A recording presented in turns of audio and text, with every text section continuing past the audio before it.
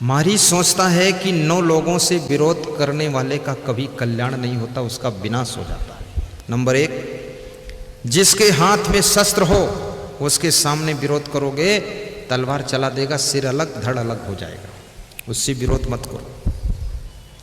मर्मी, जो तुम्हारा मर्म जानता, रहस्य जानता, उससे अगर विरोध करोगे तुम्हारे भेद को खोल देगा, घर का भेदी लंका ढावे, वो दशा हो जाएगी, इसलिए उससे विरोध नहीं करना चाहिए।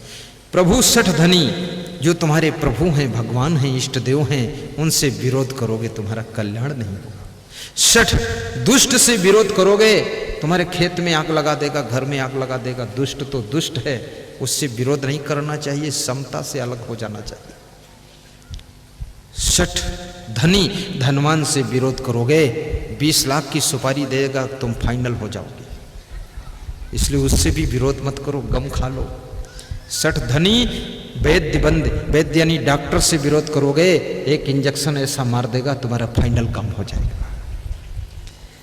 बंदी कवि भानस गुनी, जो बंदी कवि होते हैं, जो गुणगान करते, कविता बनाते हैं, उनसे विरोध करोगे, तुम्हारे विरोध में कविता बनाकर गा देंगे तो तुम्हारी निंदा हो जाएगी, उनसे विरोध मत करो। जैसे आज एक बेटी ने कविता बना कर दिया, कल एक धाकड़ साहब कविता बनाकर मेरे लिए भेजे थे, तो मैंने उनसे विरोध नहीं किया, इसलिए मेरी उसमें प्रशंसा थी।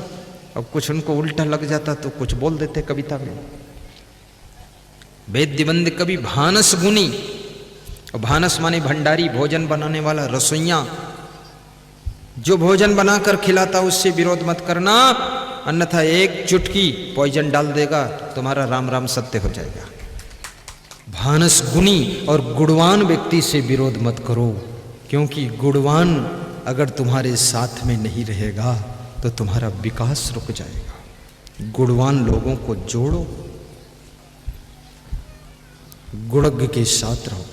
मारीस कहता है इन 9 लोगों से जो विरोध करता है उसका कल्याण नहीं होता है, इसलिए ये रावण जो है ये शस्त्री भी है, मेरा भांजा है, इसलिए मर्मी भी है, और साथ साथ में धनवान भी है, कवि भी है, बुद्धिमान भी है। इससे अगर विरोध करूंगा तो मार डालेगा, और मरना ही है तो इस दुष्ट के हाथों से क्यों मरूं, तो भगवान के हाथों से मरूं तो ज्यादा अच्छा है।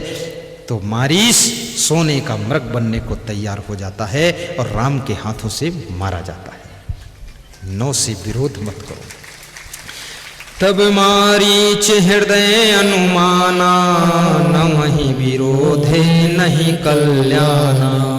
शस्त्री मर्मी प्रभु सठ धनी, वैद्य बंदी कवि भानस गुनी।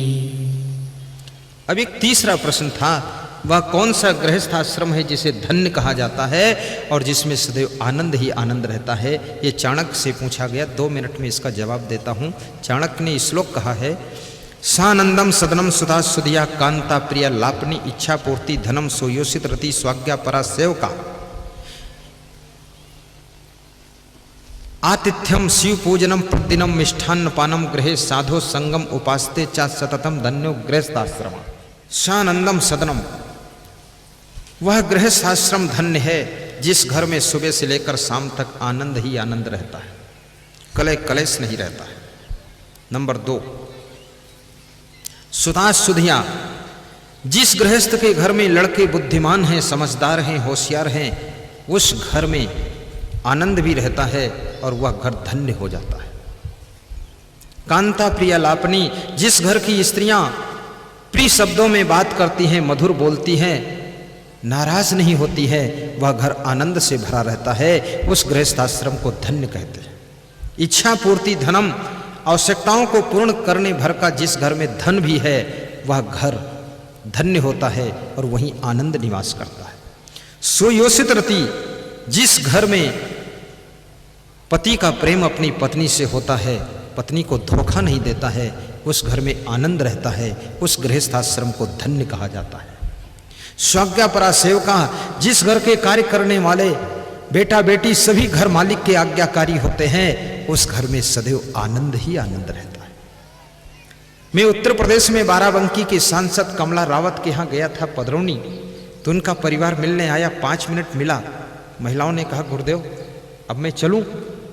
तो मैंने कहा कोई बात नहीं, 2 मिनट और बैठ सकते हैं। तो उनकी पत्नी भी विधायक थी, तो बोले नहीं बैठ सकते क्योंकि सांसद जी का आदेश है 5 मिनट ही बैठना,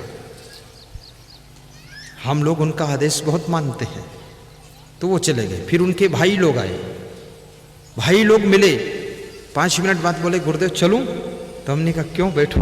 बोले नहीं, सांसद जी का कहना है 5 मिनट मिलना, निकलो बाहर। रात के 11 बज रहे। वो निकल गए। फिर सांसद जी अपने बेटे के साथ है।